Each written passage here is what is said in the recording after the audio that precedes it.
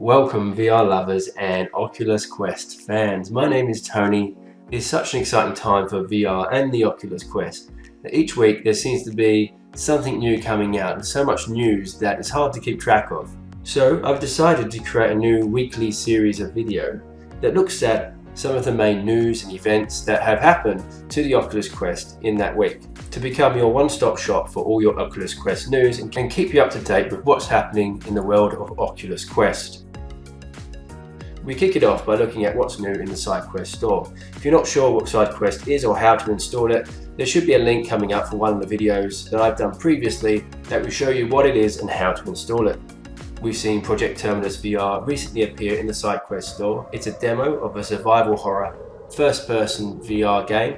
It's a well-polished demo and it will creep you out. You can see a link to a full video review that I've done. So if survival horror is your thing and you haven't checked this one out yet, go take a look. Now the next game I was going to report on has disappeared from the SideQuest store, but I managed to download it and get some footage. It's called Colonicle, and what it is a wave shooter that you can play online. And in this game you can compete against other people, shooting waves of enemies and trying to stay alive as long as you can, getting the highest score. Now I unfortunately couldn't find anyone to play with online, so you can see my single player footage here.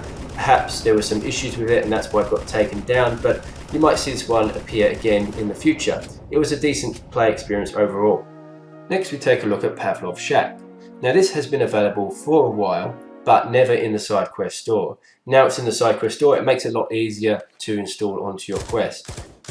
This game is an online multiplayer shooter, a bit like Counter-Strike, but it also has other modes such as this shooting range here. We get to test out all of the different weapons. There is also a zombies mode where you get to see how long you can survive against wave after wave of zombies.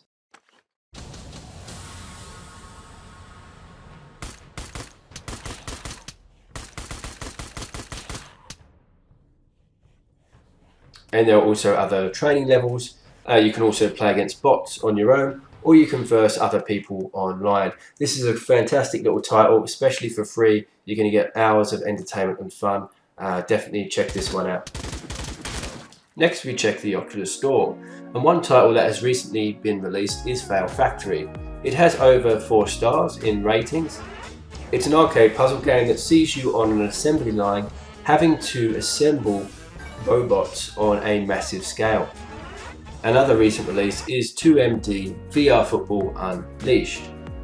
It's an American football game with 8 unique teams and 8 immersive stadiums that can be played room scale. That means if you had a big enough place or access to something like a basketball court, you can run around like you was playing actual football. Next we look at Pegasus media player on the Quest, and apparently according to reviews this media player has a lot of features and playback options that you don't get with the Quest media player. And so if you do watch a lot of media for a small price, this might be one worth checking out. And finally we take a look at Multiverse. Multiverse is sort of like a museum where you get to learn about the planets and the universe around you, whilst also being able to interact online with others as you go. It takes about 45 minutes to an hour to get through all of the content, and it's completely free. Apparently this planetarium is just a start and there's going to be new content coming up in the future, so it'd be great to see where this one goes. Finally we look at some updated games such as Path of the Warrior, which has seen a co-op mode added. Path of the Warrior is based on those old retro games like Streets of Rage or Double Dragon, so this co-op mode will make it even more authentic, just like back in the day when you used to play co-op with your friend on the couch, and is a welcome addition. Next, if you're a fan of Rec Room, you'll be pleased to know they've added a laser tag mode. Laser tag where you play online versus another team and try to score as many points as possible and ultimately win the game. Next we look at an upcoming game called Pixel Ripped 1995. Its predecessor, Pixel Ripped 1989, didn't appear in the Oculus Quest store for some reason, so I'm glad to see this is going to be appearing soon. This game will take you back to 1995 with those late 16-bit and early 32-bit games. You get to play games in many environments such as your bedroom, living room and local video game store, all the while trying to avoid obstacles such as your mum who tries to stop you from playing. So that's it for the Oculus Quest store. Now we look at a Kickstarter project called the VR Balance. Now this adds a counterweight to your headset so it perfectly balances the front end heaviness of the Oculus Quest. Perfect if you're going to play the Oculus Quest for a long time, as it will make it a lot more comfortable.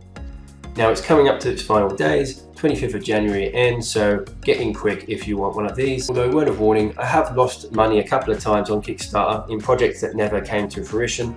I'm not saying it's going to happen here, but just keep that in mind. Next you will notice your Oculus Quest has an IPD adjustment tracker. What is IPD? Inter-Pupillary Distance. So that slider thing you see there on your Oculus Quest, that adjusts the distance of the lenses, how far they are apart, so you can adjust them for the distance between your eyes, as this distance is different for everyone. So whereas you couldn't before, now when you adjust the slider in your Quest, you'll see an indicator which will tell you how many millimeters apart the interpupillary distance is. So with this new addition of being able to tell how far apart the IPD is in the Quest, if you know your own IPD, you can be a lot more accurate in matching it to the lens distance in the Quest. And finally, I'll show you how to get a Star Wars home screen just like this one here. Now full credit goes to Ty Hurd from Tyco Tech for making this. So it's like a big 360 photograph. I really enjoyed this as my home screen. I spent quite a bit of time looking around, admiring all the details. If you want to have this for yourself, you need to sideload it using SideQuest. There's a link to a video tutorial that I've done on SideQuest before. And if you go into SideQuest, you click on My Apps, you click Show All, then you scroll down to the correct file. Now you only need to do this if you have the classic home screen installed on your Quest already. If you do, you'll see it here. You have to uninstall it first.